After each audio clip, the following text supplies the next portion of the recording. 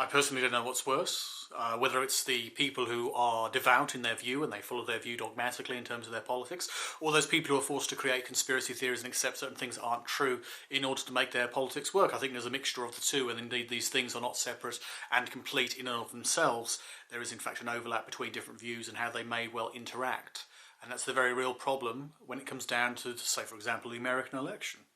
There are many people out there who are willing to accept certain things and discard other things, of course, and they very often base their view on what is considered to be politically right, in a manner of speaking. And some people, in fact I would say a great many people out there, but probably not the majority, are basically accepting conspiracy theories about the other guy, because the other guy is doing this, the other guy's going to do that, the other guy's going to do this, so you should be here, you should vote this way, you should stick this way, you should follow this particular view. And that is not simply one-sided, that is more than one-sided by a large degree, but it depends on the type of conspiracies at work, the type of things that affect different communities, and of course no person is perfectly equipped to belong absolutely to a singular ideology. Not in a true sense. That's why extreme ideologies have to have purges and manipulation in order to control people. They have to have thought police, in a manner of speaking. So in a more moderate sense, you're going to see more openness and more variation within a particular view.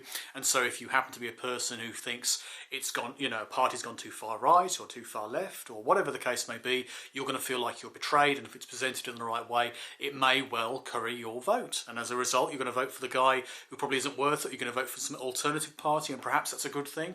But in any case, you are basically dealing with a bunch of, well, fake news. And there is fake news. There's fake news on both sides. How you spin things, how you express things, very often ignoring context. And if you ignore that, perhaps there is something wrong with you and your sense of honesty, your sense of truth. And by projecting these ideas which are untrue because you hate that guy, well, you're the person now passing on incorrect news. And that's also why I think it's quite good they have a fact checker on Facebook now. It's not always accurate, and very often it's falsely placed on things which are not meant to be taken seriously, or are in fact expressing the context in there. But in any case, yes, we are talking about people expressing fake news on both sides to try and curry the votes of the average voter, especially the swing voter. And this very often includes a lot of people who are very old now. A lot of old voters, a lot of so-called boomers, who are basically going to be fundamental to the American election and how people actually decide to move forward. Do they want to go in the direction of Trump, or do they want to go in the direction of moderate Biden and progressive Harris? You know, is it a question of Trump-pence or Biden-Harris? And that's the real question that people will answer come November.